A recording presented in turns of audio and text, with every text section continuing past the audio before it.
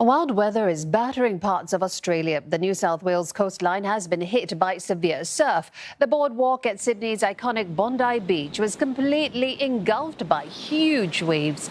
Weather officials say these were caused by strong winds generated by a low-pressure system over the Tasman Sea. As swimmers, anglers and boaters have been urged to stay out of the water and to avoid walking near surf-exposed areas.